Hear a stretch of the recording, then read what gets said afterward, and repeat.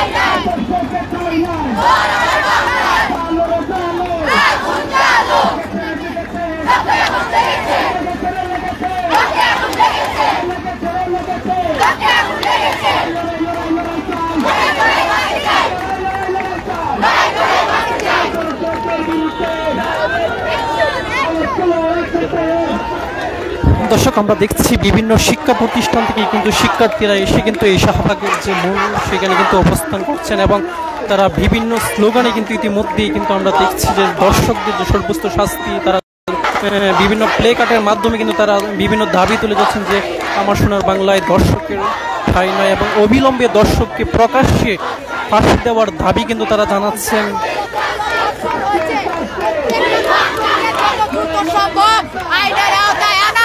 এবং দর্শকের সর্বোচ্চ শাস্তি মৃত্যুদণ্ড নিশ্চিত করা, এটাই আমাদের দাবি।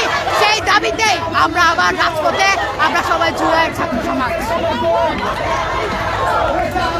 শুনছিলেন একজন শিক্ষার্থী, আসলে তিনি যেটি বলছেন যে আসলে অবিলম্বে দর্শকদেরকে গ্রেফতার এবং তাদের দৃষ্টান্তমূলক শাস্তির দাবি যতক্ষণ না পর্যন্ত আসলে বাস্তবায়ন হবে ততক্ষণ পর্যন্ত তাদের এই আন্দোলন অব্যাহত থাকবে, এমনটি কিন্তু তারা জানিয়েছেন আমাদেরকে। আমরা দেখছি ইতিমধ্যেই কিন্তু শহীদ সোহরাওয়ার্দী কলেজের যে শিক্ষার্থীরা তারাও কিন্তু এসে এই আন্দোলনে শরিক হয়েছেন এবং তারা বিভিন্ন স্লোগান এবং ফেস্টুনের মাধ্যমে কিন্তু আসলে তারা এই প্রতিবাদ জানাচ্ছে।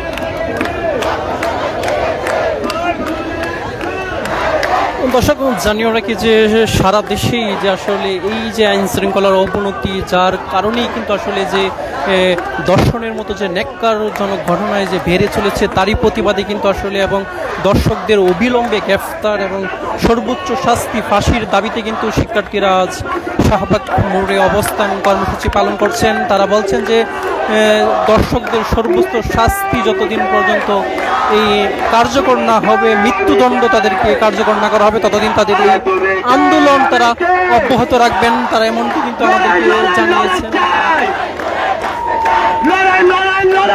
বিভিন্ন শিক্ষা প্রতিষ্ঠানের যে শিক্ষার্থীরা রয়েছেন তারা কিন্তু আসলে এখানে অবস্থান নিয়েছেন এবং তারা বিভিন্ন স্লোগানের মাধ্যমে আসলে দর্শকের সর্বোচ্চ ফাঁসি সেটি কিন্তু দাবি জানাচ্ছেন। তারা বারবার যে বিষয়টি বলছেন যে আসলে দৃষ্টান্তমূলক শাস্তি না হওয়ায় কিন্তু আসলে প্রতিনিয়তই কিন্তু আসলে বাড়ছে। আমরা দেখছি তারা ইতিমধ্যেই কিন্তু আসলে শাহবাগ যে মোড় রয়েছে সেই শাহবাগ মোড়ের দিকে যাচ্ছেন তারা। আমরা আপনাদেরকে সরাসরি দেখানোর চেষ্টা করছি।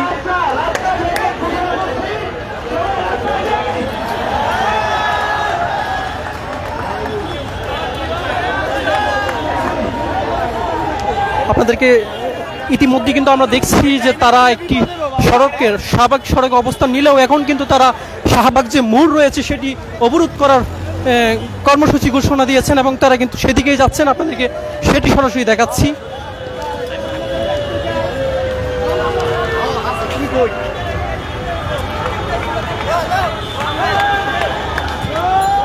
ইতিমধ্যেই কিন্তু আমরা দেখছি যে শাহবাগ যে মোড় সেটি কিন্তু অবরোধ করে কিন্তু শিক্ষার্থীরা আন্দোলন শুরু করেছে।